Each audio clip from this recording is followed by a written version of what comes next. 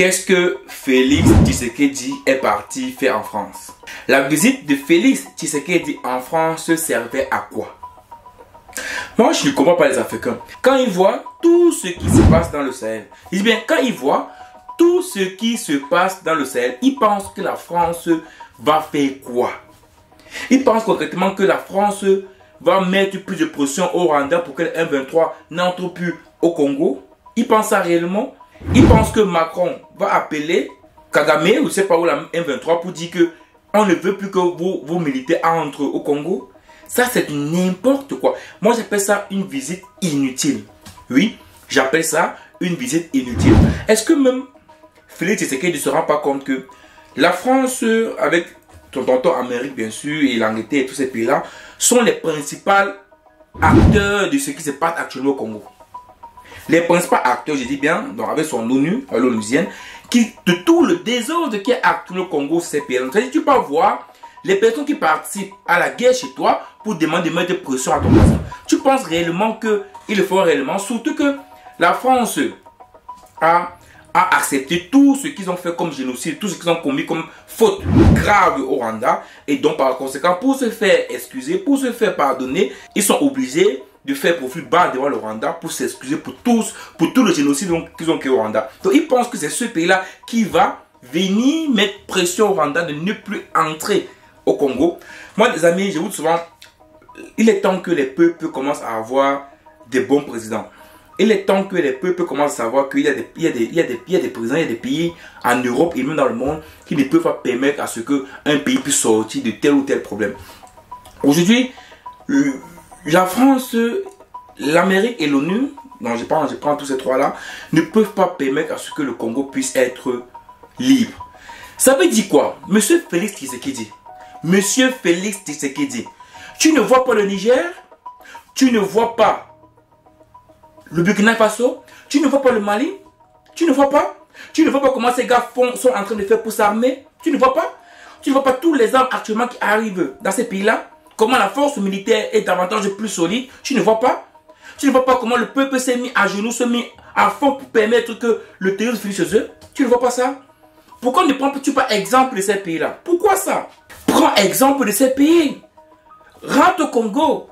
Commence par diminuer le salaire des députés. Diminue ton salaire. Commence par payer les militaires. Commence par ça. Commence par faire l'effort d'acquérir des armes pour permettre à tes militaires de pouvoir avoir de l'action sur le terrain. Le Congo, c'est un grand pays de plus de 100 millions d'habitants. À mettre des populations à entrer dans l'armée. À mettre des populations à lutter pour le pays. À mettre des populations à avoir confiance à toi. C'est ça que tu dois faire. Tu penses que c'est important en France, qu'on va savoir que tu fais quoi pour le Congo? Tu ne fais rien. Tu ne fais rien. Faut pas se mentir. Les militaires congolais gagnent combien?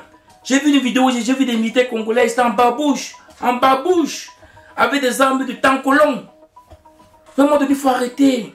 Arrêtez d'aller pleurnicher en France. Armez-vous. Ayez une bonne gestion. Mettez en place une bonne scène de gouvernance. Payez de bons militaires. Amenez vos populations à travailler pour vous. Amenez vos populations à lutter pour votre pays.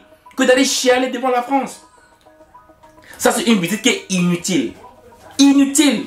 Je pense qu'il y a des pays en Afrique où vous allez prendre exemple. Regardez les pays de l'AES. Aujourd'hui, ce sont les pays qui commencent à avoir des armées fortes. Si la France, si les États-Unis ne sont pas prêts à vendre des armes chez toi, va ailleurs. Va ailleurs où tu peux trouver des pays qui sont capables de vendre des armes au Congo. Je pense que la Belgique même a une usine ici où on fait des armes. Voilà, pour acheter des choses, pour acheter de l'armement qui permettra de pouvoir lutter contre ça chez vous. Pourquoi aller pleurnicher en France? Moi, je ne peux pas comprendre nos présidents africains.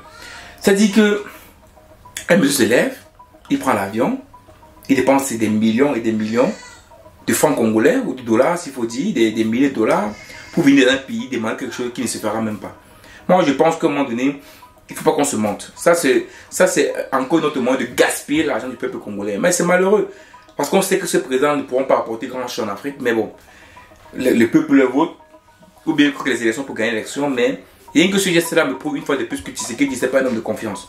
D'abord, j'ai vu une vidéo de lui où on avait demandé son salaire. Il n'était pas capable de dire son salaire.